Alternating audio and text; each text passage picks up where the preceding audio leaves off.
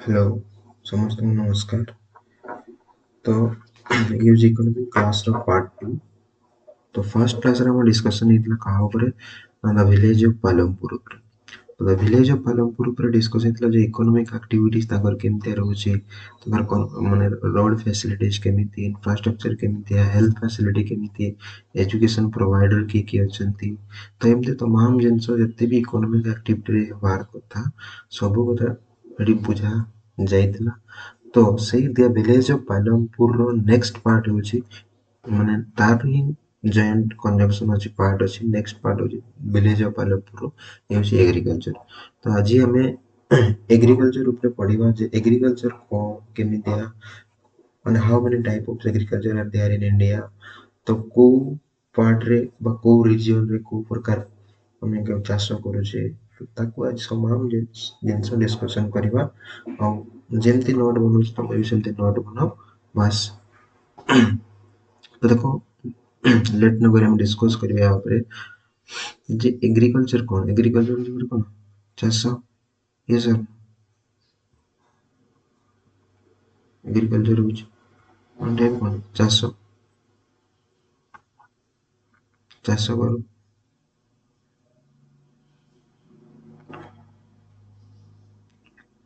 ତ ଯେମିତି ଗୋଟେ ମନ୍ଥର ବା ଗୋଟେ ଇୟରର ସାଇକେଲ ଅଛି ଯେ ଜାନୁଆରୀ ଟୁ ଡିସେମ୍ବର, ସେଇଭଳି ଏଗ୍ରିକଲଚର ମଧ୍ୟ ଗୋଟେ ସାଇକେଲ ଅଛି।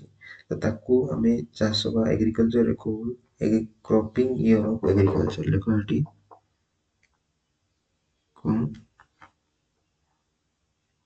ନା କ୍ରପିଂ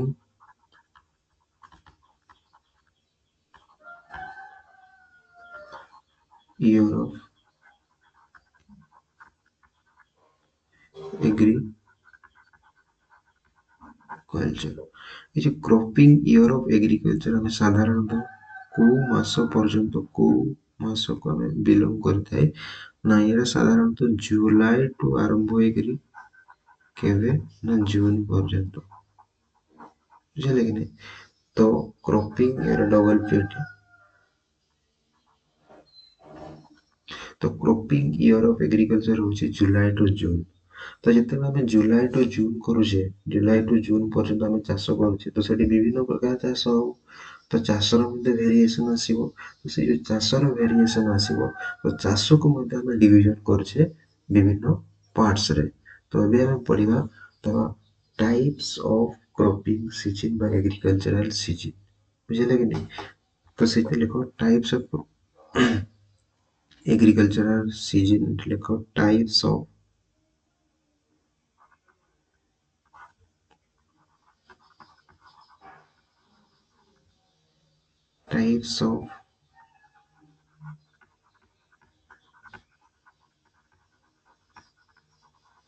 एग्रीकल्चरल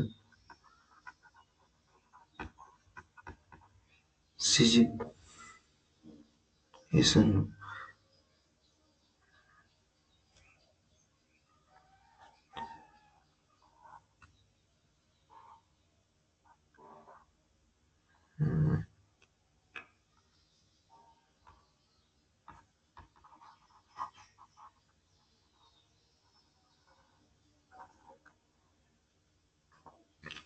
तो लिखो टाइप्स ऑफ एग्रीकल्चरल सीजन रे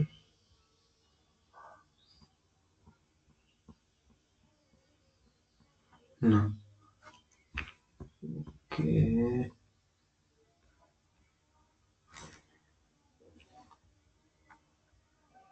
तो टाइप्स ऑफ एग्रीकल्चरल सीजन हम साधारणतः तीन भाग रे हमरो एग्रीकल्चरल सीजन को डिवाइड करथो। तो फर्स्ट होची कि ना प्रथम रे आसीबो खरीफ क्रॉप।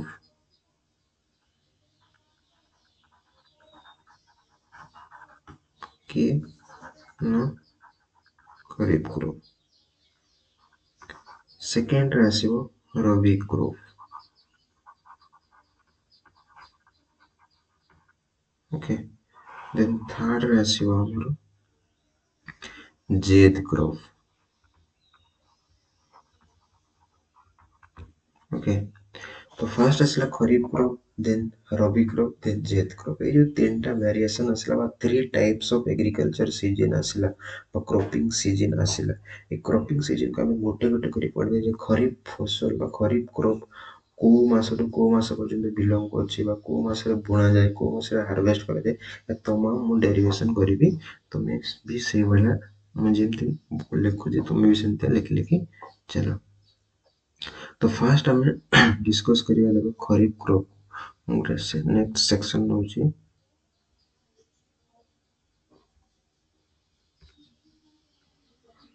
ତ ନେକ୍ସଟ ସେକ୍ସନ ମୁଁ ଲେଖୁଛି ଦେଖ ଏଠି ଖରିଫ କ୍ରପ। ମୁଁ ଟିକେ ଥିକନେସ୍ ଟା ବଢେଇବି, ଏଇଟା କରିବି।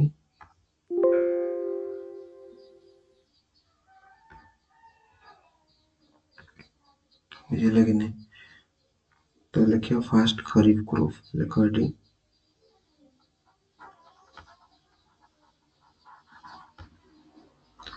खरीफ क्रॉप।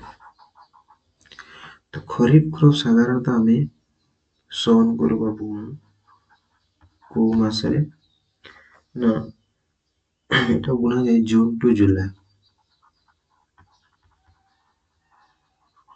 जेहेतु आम मिड ऑफ जून रे आम या बुणवा स्टार्ट कर दे मिड ऑफ जून आमर कौन ग्रीष्म ऋतु बोली कहू एप्रिल ठारू एप्रिल ठारू मिड ऑफ जून पर्यंत आम ग्रीष्म ऋतु बोली कहू। तो एथिपाई ए खरीफ क्रॉप रो आउ गोटे ना अच्छी आम आउ गोटे ना रे भी कहू कौन ना समर क्रॉप। आम समर क्रॉप बोली कहू। तो यार बुणवा स्टार्ट केबे हो ना जून टू जुलाई एवं हार्वेस्टेड हो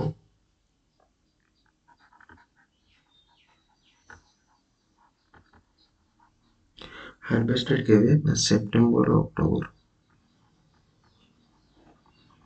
सेप्टेम्बर अक्टोबर भीतर यार हार्वेस्टिंग हो। देन जितेबाला खरीफ क्रॉप डिस्कस करिया तो मेन क्रॉप्स देखिए मुख्यतः को फसल आम चाष करू क्रॉप्स मेनली ये चाष हम राइस मेज जर जर देन से बाजरा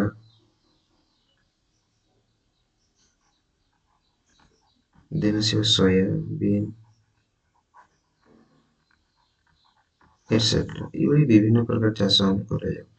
तो जिते आम या समर क्रॉप बोली कहूँ चाष कर राइस मेज जर बाजरा और सोयाबीन।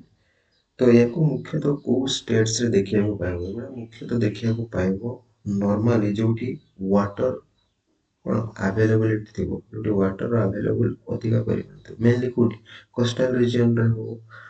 तो जेहेतु आम समर क्रॉप बोली कहूँ यार वाटर कंजप्शन बा वाटर नेसेसिटी अधिका पड़े से स्टेट खरीफ क्रॉप हुए जो एरिया रे अधिक परिमाण वाटर अवेलेबिलिटी थाए।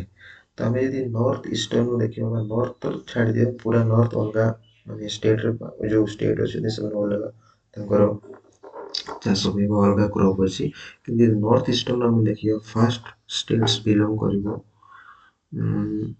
देखिए स्टेट्स फर्स्ट स्टेट्स अच्छे आमर आसाम नेक्स्ट अच्छे वेस्ट बेंगल देन आसो coastal region of Odisha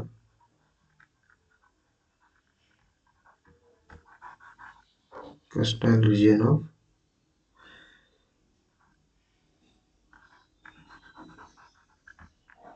Odisha then आसो और साउथ ईस्टर्न पार्ट को किए ना Andhra Pradesh AP then also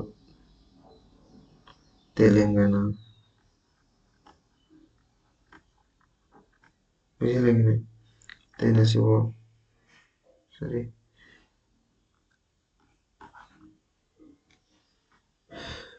sorry what minute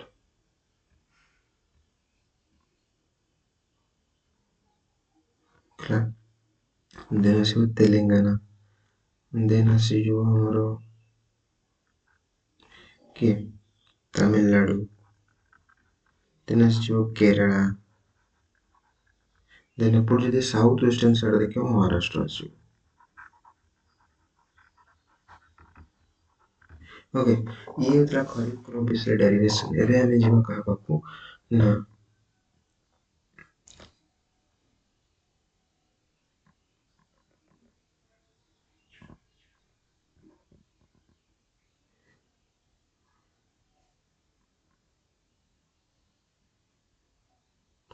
ଏବେ ଆମେ ଯିବା ନେକ୍ସଟ ଦେଖିବା କୋଉଠି ନା ରବି କ୍ରପ୍। କଣ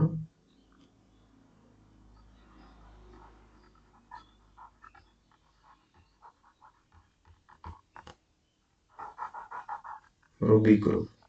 ତ ରବି କ୍ରପ୍ କୁ ଆଉ ଗୋଟେ ନାଁରେ ଆମେ ନାଁ ଦେଇଥାଉ କଣ ନା ୱିଣ୍ଟର କ୍ରପ୍।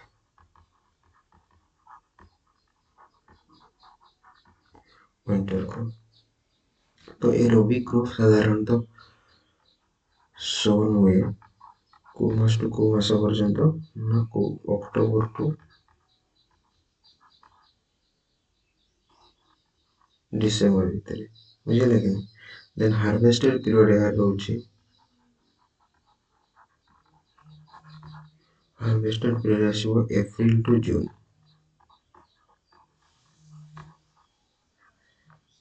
ମୁଖ୍ୟତଃ ଯୋଉ କ୍ରପ୍ସ ଆମେ ଫସଲ ଲଗେଇଥାଉ ସେ କ୍ରପ୍ସ ହଉଛନ୍ତି ମୁଖ୍ୟତଃ ଆମର ଆସିବ ହ୍ୱିଟ୍, ଦେନ୍ ଆସିଯିବ ବାର୍ଲେଜ୍, ଦେନ୍ ଆସିଯିବ ପିଚ୍, ଦେନ୍ ଆସିଯିବ ଗ୍ରାମ୍ସ ଏଟସେଟ୍ରା। ଏଇଭଳିଆ ବିଭିନ୍ନ ପ୍ରକାର ଚାଷ କରାଯାଏ, ବୁଝିଲେ କି? ତ ରବି କ୍ରପ୍ ଆମେ ସାଧାରଣତଃ ଆଉ ଗୋଟେ ନାଁରେ କଣ ଦଉ ନା winter crop.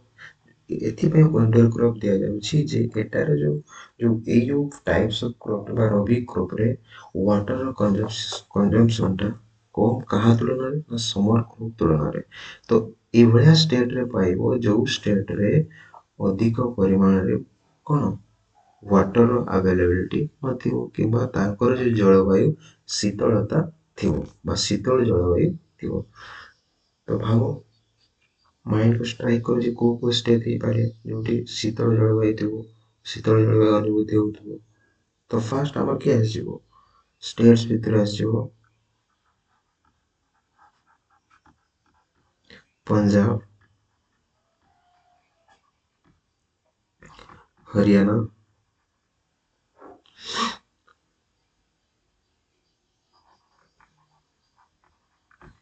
Jammu and Kashmir, ଦେନ୍ ଆସିବ ଉତ୍ତରାଖଣ୍ଡ, ହିମାଚଳ ପ୍ରଦେଶ, ଉତ୍ତର ପ୍ରଦେଶ ଏଟସେଟ୍ରା। ତ ଏଇଭଳିଆ ଷ୍ଟେଟ୍ସରେ ଆମେ ଦେଖିବାକୁ ପାଇବା ରବି କ୍ରପ୍। ମନେ ହେଲା?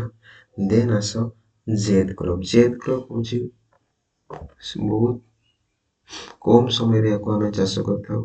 ଏଇଠି ହିଁ ଲେଖୁଛି ଦେଖ ସାଇଡରେ ଜେଦ୍ କ୍ରପ୍। ତ ଜେଦ୍ କ୍ରପ୍ ଆମେ ଆଉ ଗୋଟେ ନାଁରେ ଦେଇଥାଉ କଣ ନା କ୍ୟାଶ୍ କ୍ରପ୍। ତମେ ଶୁଣିଥିବ ଏଗ୍ରିକଲଚର ପଢିଥିବ କ୍ୟାଶ୍ କ୍ରପ୍ ବୋଲି ଆମେ କହୁ। କାହିଁକି ନା ଜେଦ୍ କ୍ରପ୍ ସାଧାରଣତଃ ବହୁତ ସର୍ଟ ଟର୍ମ ପିରିୟଡ଼ ପାଇଁ ଆସିଥାଏ ଆଉ ଗୋଟେ ସ୍ପେସିଫିକ୍ ଟାଇପ୍ରେ ୟାକୁ ହିଁ ଚାଷ କରାଯାଏ। ଆଉ ସେ ଟାଇମ୍ ବିତିଗଲେ ଏହାର ଆଉ ଚାଷ ମାନେ କରାଯାଇ ନଥାଏ ସାଧାରଣତଃ, ବୁଝିଲେ କି ନାହିଁ? ତ ସେଥିପାଇଁ ୟାକୁ କୁହାଯାଏ କ୍ୟାଶ୍ କ୍ରପିଂ ମଧ୍ୟ କୁହାଯାଏ।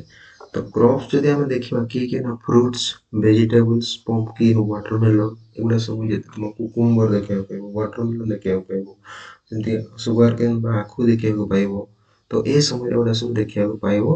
ଆଉ ଗୋଟେ ଟାଇମ୍ ଲିମିଟ୍ ଅତିକ୍ରମ କରିସାରିଲା ପରେ ଏହା ସାଧାରଣତଃ ଯୋଉ ହାର୍ଭେଷ୍ଟିଂ ଧୀରେ ଧୀରେ କମିଯାଏ। ପୁଣି ଥରେ ନେକ୍ସଟ ଇୟର ଏଇ ଟାଇମକୁ ଆସିଲା ବେଳେ ସେମାନେ ପୁଣି ଆଉଥରେ ଚାଷ କରାଯାଏ। ସାଧାରଣତଃ ଫୁଡ୍ ଆମେ ଦେଖୁ କଣ ମାନେ କ୍ରପ୍ସ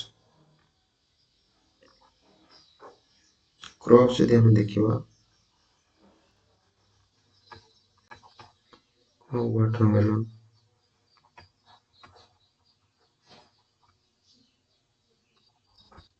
ବୁଝିଲେ? ତାର ଦେଖିବା ଆଉ ଦେଖିବାକୁ ପାଇବା କଣ ନା ଭେଜିଟେବଲ୍ସ,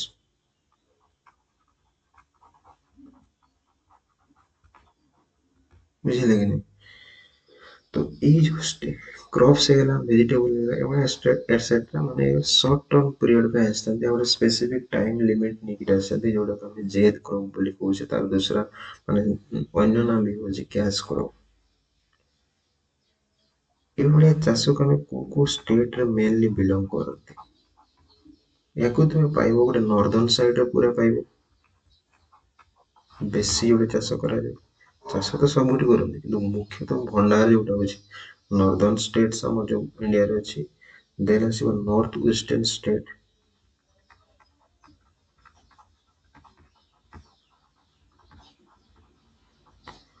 ନର୍ଥ ୱେଷ୍ଟର୍ନ ଷ୍ଟେଟ୍ ଆସିବ ଏଇଭଳିଆ ଅଛି ତ ଯଦି ତୁମେ ଦେଖିବାକୁ ଚାହିଁବ ହରିୟାଣା ପଞ୍ଜାବ ଜାମ୍ମୁ କାଶ୍ମୀର ରାଜସ୍ଥାନ ଉତ୍ତରାଖଣ୍ଡ ଉତ୍ତରପ୍ରଦେଶ ଏଇଗୁଡା ସବୁ ପାଇବ ବୁଝିଲେ କି ଯାହା ବି ଏଠି ମାନେ ରବି କ୍ରପରେ ଥିଲା ଏଠି ଦେଖିବାକୁ ପାଇବ ଏବଂ ରାଜସ୍ଥାନକୁ ମଧ୍ୟ ଏଣ୍ଟ୍ରି କରିଦେବ କୋଉଠି ନା ଜେଦ୍ କ୍ରପରେ ଇଏ ଥିଲା ତମ ଟାଇପ୍ସ ଅଫ କଣ କ୍ରପିଂ ସିଜିନ୍ ବା ଏଗ୍ରିକଲଚରାଲ ସିଜିନ୍ ଯଦି ଏଗ୍ରିକଲଚରାଲ ସିଜିନ୍ ଆମେ ଦେଖିଲେ ଯେ କୋଉ କୋଉ ଚାଷ କୋଉ କୋଉ ଟାଇମରେ କରାଯାଉଥାଏ ତ ଏବେ ଦେଖିବାକୁ ଯିବା ଯେ ଚାଷ ଯୋଉ ଆମେ କରୁଛେ ଗୋଟେ ଚାଷୀ ଚାଷ କରୁଛେ ତାର ମଧ୍ୟ ଭେରିଏସନ ଅଛି ଗୋଟେ ଚାଷ ଜମିରେ ଗୋଟେ ଚାଷୀ କଣ କରେ ବିଭିନ୍ନ ପ୍ରକାର ଫସଲ କରିଦିଏ ବୁଝିଲେ କି କୋଉଠି ଧାନ ଲଗେଇଥିବ ଗୋଟେ ସାଇଡରେ କୋଉଠି ଏପଟ ସାଇଡରେ ମକା ଲଗେଇଥିବ ତ ଏମାନଙ୍କ ମଧ୍ୟ ନାଁ ଅଛି ତାର ଏଗ୍ରିକଲଚର ନାଁରେ ଅଛି କଣ ଟାଇପ୍ସ ଅଫ ମଲ୍ଟିପଲ କ୍ରପିଂ ତ ଏବେ ଆମେ ନେକ୍ସଟ ପାର୍ଟକୁ ଯିବା ଯେ ଟାଇପ୍ସ ଅଫ ମଲ୍ଟିପଲ କ୍ରପିଂ କଣ କଣ ଅଛି ଆମ ଟାଇପ୍ସରେ ତ ନେକ୍ସଟ ସେକ୍ସନକୁ ଆସ ଏବେ ଲେଖ types of multiple cropping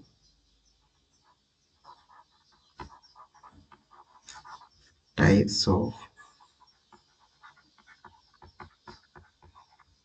multiple cropping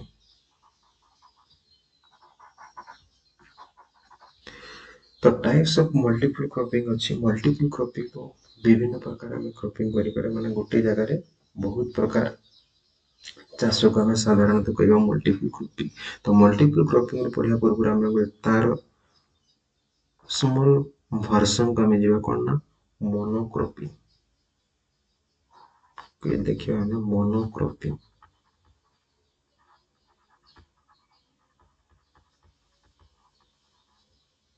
तो मोनोक्रॉपिंग कौन ना मोनोक्रॉपिंग हूँ मोनोटोनस मोनो माने कौन एक तो one crops in 1 year on the same field रे गोटे वर्ष रे गोटे प्रकार चाष करिया को कुहाଯାଏ मोनोक्रॉपिंग तो मोटे शॉर्ट रे लिखिबी जे one crop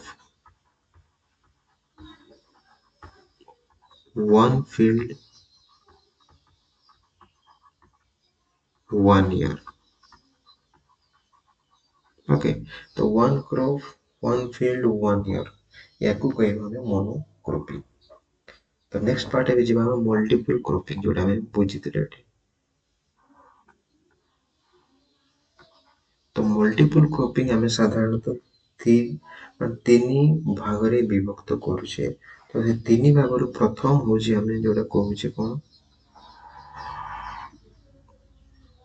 प्रथम जो आसीजो इंटर क्रॉपिंग कौन ना इंटर क्रॉपिंग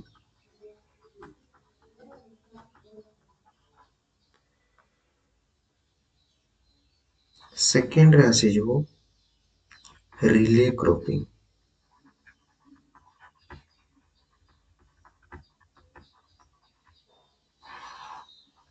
थर्ड रे आसीजो इंटर मिक्स्ड क्रॉपिंग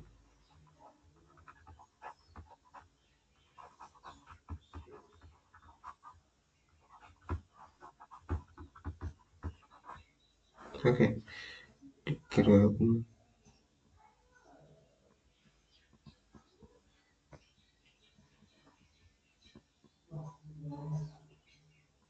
ओके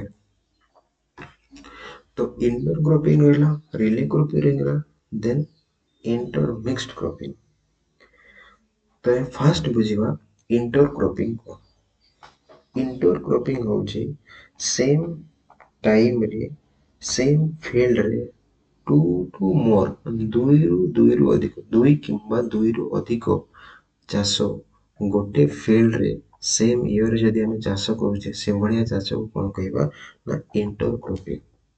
ଦୁଇରୁ ଦୁଇ କିମ୍ବା ଦୁଇରୁ ଅଧିକ କୋଉଠି ନା ସେମ୍ ଫିଲ୍ଡରେ ସେମ୍ ଇୟରରେ ଯଦି ଆମେ ଚାଷ କରୁଛେ ସେଭଳିଆ ଚାଷକୁ କହିବା ଇଣ୍ଟରକ୍ରପିଂ। ତ ମୁଁ ସର୍ଟରେ ଏବେ ଲେଖିବି, ସର୍ଟ କରିକି ତମେ ଲେଖିବ ଭଲ ଭାବରେ। କ'ଣ ନା ଟୁ or more crops, ବୁଝିଲେ କି ନାହିଁ? କ'ଣ ସେମ୍ ଫିଲ୍ଡ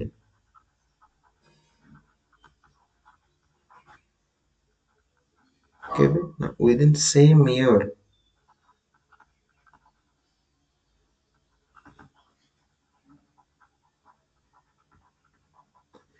ଏଭଳିଆ ଚାଷକୁ କହିବା ଆମେ ଇଣ୍ଟରକ୍ରପିଂ। ସାଧାରଣତଃ ଆମେ କ'ଣ କରୁ, ଯୋଉଠି ଟମାଟୋ ଲଗେଇ ଦେଇଥାଉ ସେଠି ବାଇଗଣ ଲଗେଇ ଦେଇଥାଉ, ଯୋଉଠି ଆଉ କ'ଣ ଯୋଉଠି ମାନେ ବାଇଗଣ ଲଗେଇଛେ ସେଠି ଆମେ ଅନିଅନ ଲଗେଇ ଦଉଛେ ବା ପିଆଜ ଲଗେଇ ଦଉଛେ, ରସୁଣ ଲଗେଇ ଦଉଛେ, ହଁ କି ନାହିଁ? ତ ସେଇଭଳିଆ ଚାଷକୁ ଆମେ କହିବା ଇଣ୍ଟରକ୍ରପିଂ। ବୁଝିହେଲା? ଦେନ୍ ଆସିବା ରିଲେ କ୍ରପିଂ। କ'ଣ ଆସିବ ନା ରିଲେ କ୍ରପିଂ। ରିଲେ କ୍ରପିଂ କ'ଣ? ରିଲେ କ୍ରପିଂ ବି ଟିକେ ଟ୍ରିକି ଅଛି। ନା ଏଭଳିଆ ଚାଷ କେତେବେଳେ ଗୋଟେ ଚାଷୀ, ମନେକର ଗୋଟେ ଚାଷୀ ଚାଷ କଲା କେତେବେଳେ ନା ଯେତେବେଳେ ଗୋଟେ ଚାଷ ତାର ହାରଭେଷ୍ଟେଡ ଟାଇମ ପହଞ୍ଚି ଯାଉଥିବ, ସେଇ ଟାଇମରେ ଯଦି ଆଉ ଗୋଟେ ଚାଷ କରୁଛି ବା ତାର ଯୋଉ ଆଉ ଗୋଟେ ଚାଷର ବୁଣିବା କାମ ଆରମ୍ଭ କରୁଛି, ସେ ଭଳିଆ ଚାଷକୁ ଆମେ କହିବା ରିଲେ କ୍ରପିଂ। ମନେକର ମୁଁ ଏବେ ଗୋଟେ ଏକ୍ସାମ୍ପଲ ନେଉଛି, ଧାନ ଚାଷ। ମନେକର ମୁଁ ଧାନ ଚାଷ କଲି, ମୋର ହାରଭେଷ୍ଟେଡ ବା ଧାନ ପାଚିଗଲା, ମୁଁ ଏବେ ହାରଭେଷ୍ଟେଡ କରିବାର ଟାଇମ ପହଞ୍ଚିଗଲା, ଆଉ 15-20 ଦିନ ଭିତରେ ମୋର ହାରଭେଷ୍ଟେଡ କରିବାର ଅଛି। ତ ସେ ଟାଇମରେ ଆଉ ଗୋଟେ ନୂଆ କ୍ରପ୍ସକୁ ଆଡ କରିବା ବା ନୂଆ କ୍ରପ୍ସକୁ ନୂଆ ଫସଲକୁ ଚାଷ କରିବା, ସେଭଳିଆ ଚାଷକୁ କୁହାଯାଏ ରିଲେ କ୍ରପିଂ। ବୁଝିଲେ କି ନାହିଁ? ତ ଲେଖ ଗୋଟେ ନୋଟରେ, at that time, ଲେଖ ଏଠି ଲେଖୁଛି ଦେଖ, at the time to harvest first crop,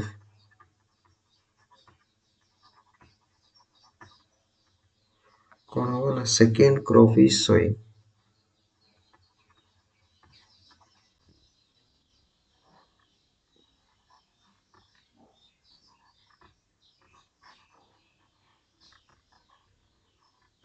sowing ଯେମିତି ଆମେ କ'ଣ କରୁ, ମନେକର ପିଆଜ ଲଗେଇଛ, ପିଆଜ ଲଗେଇ ସାରିଲା ପରେ ତୁମେ କଲିଫ୍ଲାୱାର ଫୁଲକୋବି ଲଗେଇ ଦେଉଛ, ବୁଝିଲେ କି ନାହିଁ?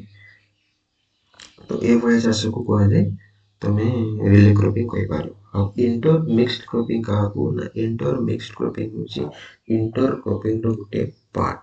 ତ ଇଣ୍ଟର ମିକ୍ସଡ କ୍ରପିଂରେ କ'ଣ ହୁଏ ନା ମନେକର ତୁମେ ଲଗେଇଛ ଏଠି ତୁମର ଷ୍ଟ୍ରକ୍ଚର ୱେରେ ବା ପାରାଲାଲ ୱେରେ ମନେକର ଲଗେଇଛ ଏଠି କ'ଣ ଟମାଟୋ ଲଗେଇଛ, ଏଠି ଗାର୍ଲିକ ଲଗେଇଛ, ରସୁଣ ଲଗେଇଛ, ଏଠି ପିଆଜ, ଏଟା ଗୋଟେ ଫିଲ୍ଡ ହେଲା, ଏଟା ଗୋଟେ ଫିଲ୍ଡ ହେଲା। ଆଉ ଗୋଟେ ଫିଲ୍ଡରେ କ'ଣ କରୁଛ, ଆଉ ଗୋଟେ ଫିଲ୍ଡରେ ବାଇଗଣ ଲଗେଇଲ, ବୁଝିଲେ କି ନାହିଁ?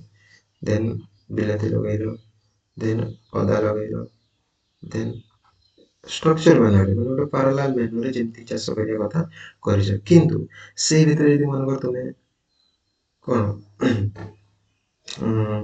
ଶାଗ ଗଛ ଲଗେଇଦେଲ, ଶାଗ ମଞ୍ଜି ବୁଣିଦେଲ, ତାପରେ ଆସିଲା ମନେକର ଏଠି ଶାଗ ମଞ୍ଜି ବୁଣିଦେଲ, ଏଠି ଆସିବ କଲରା ଗଛ ଲଗେଇଦେଲ, ଏଠି ଆସିବ ବାଦାମ ଗଛ ଲଗେଇଦେଲ, ଏଠି ଆସିବ ସୋୟାବିନ୍ ଗଛ ଲଗେଇଦେଲ, ଏଠି ଆସିବ ଆଉ କ'ଣ ଆଉ ଯାହା ବି ତମାମ ଜିନିଷ ରହିଲା, ଯଦି ତୁମେ ତା ଭିତରେ ଛିଞ୍ଚି ଦେଲ ବା ମାନେ ବୁଣିବାଟା ବୁଣିଦେଲ ମନ ଇଚ୍ଛା, ତ ସେ ବଢ଼ିଆ କୁହାଯାଏ କ'ଣ ନା ମିକ୍ସଡ ଇଣ୍ଟରକ୍ରପିଂ। ଏଇଟା ସାଧାରଣତଃ ଗାଁ ଏରିଆରେ ଦେଖାଯାଏ।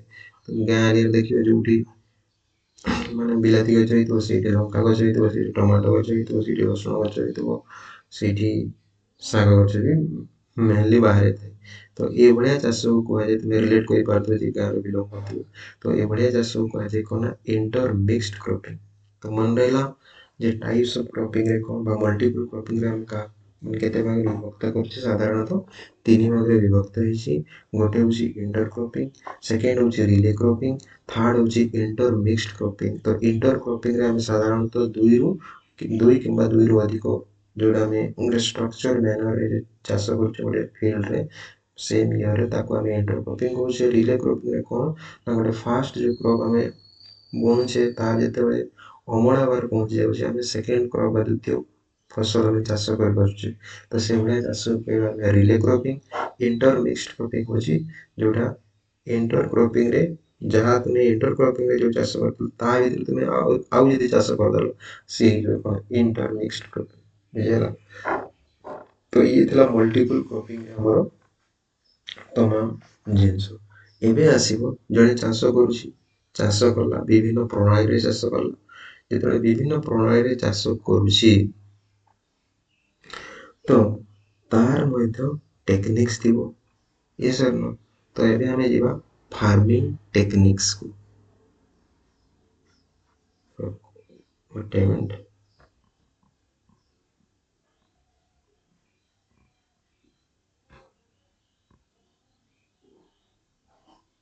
ଗୋଟେ ମିନିଟ୍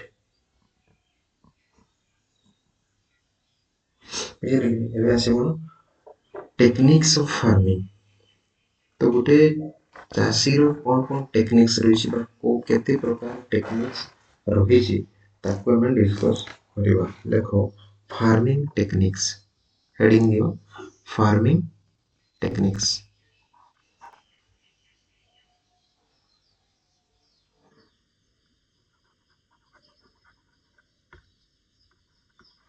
फार्मिंग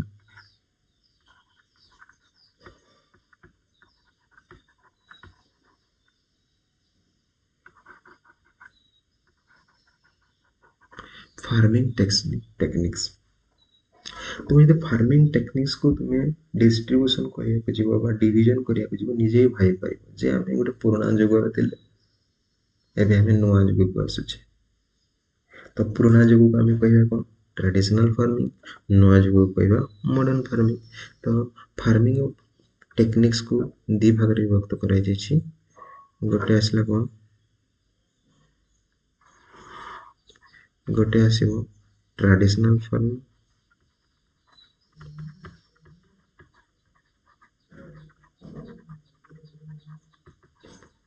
आ गोटे आसीबो कौन ना हमर मॉडर्न फार्मिंग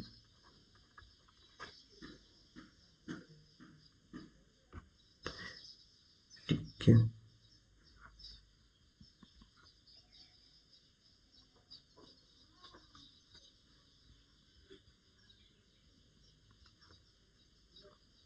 कौन आसीला मॉडर्न फार्मिंग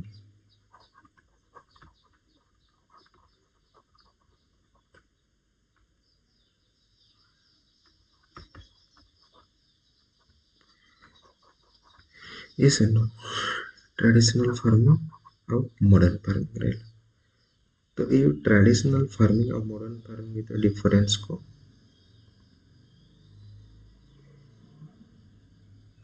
ट्रेडिशनल फार्मिंग हमें कहा कहबा ट्रेडिशनल फार्मिंग कहा कहबा ना जी जो चाषी कन्वेंशनल अप्रोच रे एबे भी सुद्धा चाष करूथबो बा चाष करूछंती ताकू कह जाए ट्रेडिशनल फार्मिंग कन्वेंशनल अप्रोच को ना पुराना ढांचा को आपणेबा चाष रे पुराना ढांचा को आपणुचे माने ताकू हमें कहबा से ट्रेडिशनल फार्मिंग रे बिलोंग करूची बा से ट्रेडिशनल फार्मिंग ही तार चले ट्रेडिशनल फार्मिंग को से वुडन कार्ड व्यवहार करथबो कि वुडन प्लग व्यवहार करथबो जेमती पुराना जुगरे चाष करा जाउतला सेमती यदि जने चाष करूची ताकू कहबा कोन ट्रेडिशनल फार्मिंग मॉडर्न फार्मिंग को ना जे न्यू प्रणाली बा नुआ ढांचा सहित सी ताल खाप होइकी से चाष करूची ताहले सेठी हम कहबा मॉडर्न फार्मिंग केतेबेले जे मेशिनरी टेक्निक यूज करूची तापरे विभिन्न प्रकार ट्रैक्टर पावर टिलर एवढा जे जिनसे यूज करथबो ताकू हम कहबा मॉडर्न फार्मिंग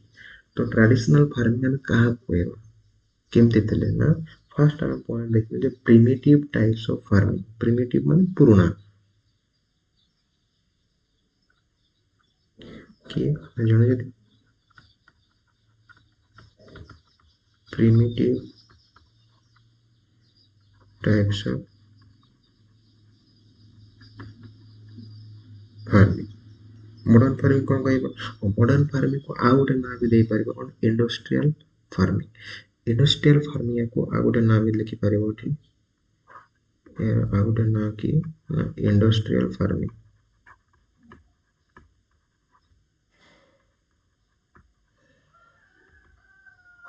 इंडस्ट्रियल फार्मिंग कहबार मूल उद्देश्य होची जे जो मॉडर्न फार्मिंग रो जो यूजेस अछि यार डायरेक्टली इनडायरेक्टली रिलेशन अछि का सहित इंडस्ट्री सहित. तो इंडस्ट्री बनौछि ट्रैक्टर तुम यूज कलो ट्रैक्टर को. इंडस्ट्री बनौछि पावर टिलर तुम ताको यूज कलो पावर टिलर.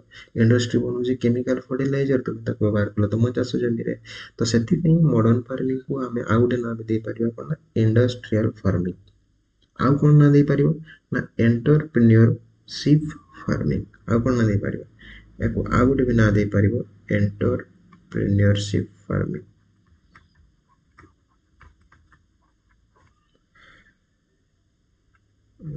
एंटरप्रेन्योरशिप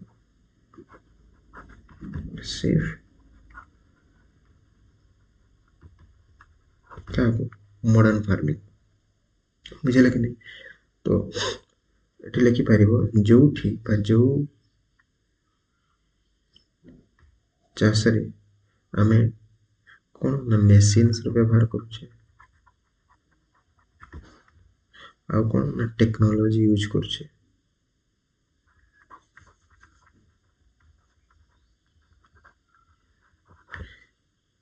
टेक्नोलॉजी व्यवहार करूछे से बडा फार्मिंग करन के मॉडर्न फार्मिंग. आ प्रिमिटिव रे आ कोन कहि परिबो ना जोठी ट्रेडिशनल इक्विपमेंट व्यवहार होते जोठी ट्रेडिशनल इक्विपमेंट व्यवहार होते.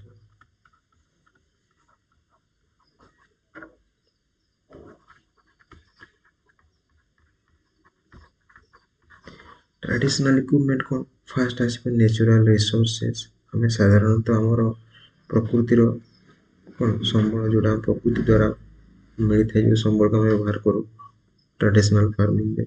तो जी नेचुरल रिसोर्स को व्यवहार करते हो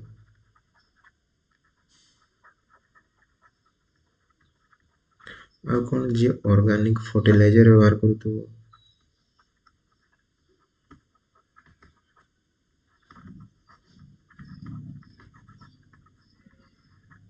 आ कोन कहि परिबो ए बढिया बुझले कि जे ऑर्गेनिक फर्टिलाइजर नेचुरल रिसोर्सेस आ प्लग जो वुडन प्लग एगुड़ा सब व्यवहार करते ट्रेडिशनल इक्विपमेंट ताको आमे कहबा कोन ना ये होचे हमर ट्रेडिशनल फार्मिंग. से बढ़िया मॉडर्न फार्मिंग रे आमे कोन कहबा जे केमिकल फर्टिलाइजर यूज करछि इरिगेशन माने जी इरिगेशन पई जलसेचन पई कोन टेक्निक्स व्यवहार करबा टेक्नोलॉजी व्यवहार करा जाउछि बुझले कि जी माने पोको गुडा मारिया पे केमिकल इंसेक्टिसाइड व पेस्टिसाइड व्यवहार करा जाउछि. तो ए भलिया जे व्यवहार करूछंती से जेबे मॉडर्न फार्मिंग. देन जे प्रिमिटिव किंबा ट्रेडिशनल इक्विपमेंट को व्यवहार करके जे चाष करछे से हो ट्रेडिशनल फार्मिंग. तो ट्रेडिशनल फार्मिंग में कहा कहबा मॉडर्न फार्मिंग कहा कहबा मॉडर्न फार्मिंग रे दीटा ना अछि ताको हम कहबा इंडस्ट्रियल फार्मिंग कहि परिबा माने एंटरप्रेन्योरशिप फार्मिंग भी कहि परिबा. कारण एंटरप्रेन्योरशिप फार्मिंग कहिबार मूल उद्देश्य होछि जे मने कर जने एग्रीकल्चर चाष करूछि मॉडर्न टेक्निक्स को अपने करके सी ता परवर्ती समय रे से तार सरप्लस मीन्स बड़का एग्रीकल्चर बा बड़ जहाँ भी से चाष करथु बड़का शस्य को सी पुनी थरे कोन सेल करछि बा बिक्री करछि सेतरे से पैसा जनरेट करछि. तो सेति पई ए बढिया फार्मिंग को कोन कहै छै एंटरप्रेन्योरशिप फार्मिंग. एबे तुम देखु तु ऑर्गेनिक फार्मिंग बहुत आसिलानी न्यू टेक मान मॉडर्न टेक्निक्स को अपने के ऑर्गेनिक फार्मिंग करूछंती कि नहीं. तो ऑर्गेनिक फार्मिंग कौन एटा one type of entrepreneurship farming. से माने चाष करूछंती देन मार्केट को बाजार को आणछंती बाजार बिक्री करछंती से ताकर कोन इनकम जनरेट करछंती सेति पे कहै अछि याको मध्य एंटरप्रेन्योरशिप फार्मिंग. तो ये थिला आज एग्रीकल्चर विषय रे एग्रीकल्चर कोन केमिति टाइप्स सब पढ़ा वाला फार्मिंग टेक्निक्स को टेक्निक्स में पढ़ा वाला. तो तीनटा पार्ट्स पढ़ा है, तीनटा पार्ट्स को तुम भल भाव रिविजन कर नोट बनवा कथा नोट बनवा मुझे कहला बेली भी बहुत कथा कहूँ लिखुची भी तो जहाँ भी लिखुची जहाँ भी तुम शुणुच देखुच भल भाव कौन शुणिक गोटे कनसाइज वे तुम लिख तुम भाषा ताले बेटर रिजल्ट पाइब बोली मु आशा करुच्ची ये जो वीडियोटा पुणी कंटिन्यू हम फुल मु इकोनॉमिक्स फाउंडेशन जो अच्छी फुल कोर्स तुमको प्रोवाइड करी किंतु किसी किसी मझे गैप भी हो कौन टाइम सकाशे माने अलग भी कम रोचे से टिके एपटे इनबालांस हो गोटे समय आसो पूरा भल भाव कनसाइज वे कौन सारी हुए तो प्रेजेंटेशन माने भल माने भल हो ना कारण मुझे लेखिकी पढ़ा मत भल लगे से मुझे ही कर पीपीटी भी यूज कर एक्चुअली भल हुए नहीं कारण आगुरी लेखा थी पढ़ा टे भल लगे से मुझे व्यवहार करुच्ची तो तुम्हें ताकू कौन ग्रहण कर भल भाव पढ़ तो ये मोर जहाँ भी तुम मोर इम्प्रूवमेंट चाहूच तो ताकू तुम्हें कमेंट बॉक्स में निश्चिंत भाव लिख धन्यवाद।